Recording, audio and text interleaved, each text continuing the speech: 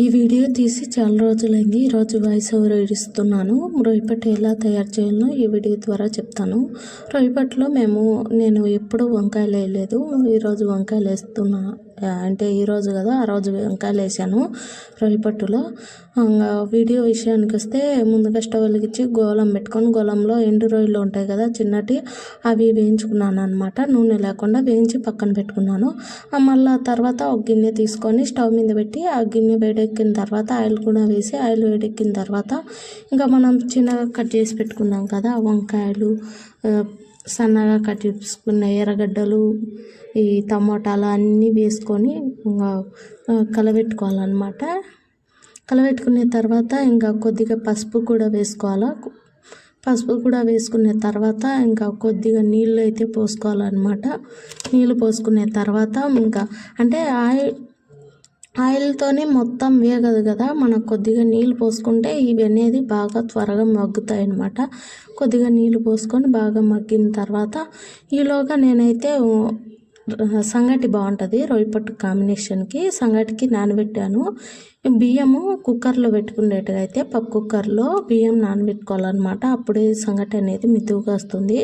ఇంకా రొయ్యపట్టు వేయించి పక్కన పెట్టుకున్నాం కదా, అది నీళ్ళల్లో తడిపి వేసుకోవాలన్నమాట. ఏదైనా ఇసుక పాడు ఉంటే అడుక్కు వెళ్ళిపోతాయి. రొయ్యపట్టులో ఇసుక అనేది లేకుండా ఉంటుంది. ఇంకా చూడండి, నేను మగ్గించుకున్న వంకాయ, టమాటకాయ, ఎర్రగడ్డ ఉంటుంది కదా, దాంట్లో రొయ్యపట్టును తడిపి వేస్తున్నాను నీళ్ళల్లో. ఇంకా తడిపి వేసిన తర్వాత కొద్దిసేపు కలబెట్టాను గరిటెతో. కొద్దిసేపు ఆ రొయ్యపట్టును నీటితో వేగనివ్వాలన్నమాట. అప్పుడే రొయ్యపట్టు అనేది బాగా ఉడుకుతుందన్నమాట. ఉడికిన తర్వాత ఇంకా కలబెట్టి బాగా ఇంకా ఉప్పు, కారము, ధనియాల పొడి వేసుకుంటారు. ఇంకా అంతే. అల్లము, తెల్లవాయలు, కొబ్బరి ఇట్లాంటివన్నీ వేసుకోరు ఈ రొయ్యపట్టులో. ఇంకా మీకు ఒకవేళ వేసుకుంటారనిపించి మీ పద్ధతిలో మీరు చేసుకోండి కావాల్సింటే.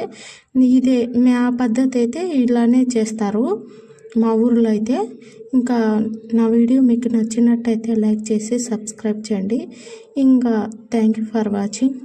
చాలామంది వీడియో చూస్తున్నారు కానీ లైక్ చేయడం లేదు. లైక్ చేసి సబ్స్క్రైబ్ చేయండి.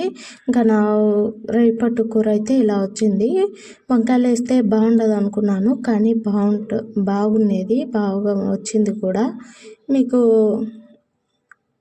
మీకు ఏ పద్ధతిలో మీరు వండుకుంటారో నాకైతే కామెంట్ బాక్స్లో కామెంట్ చేయండి.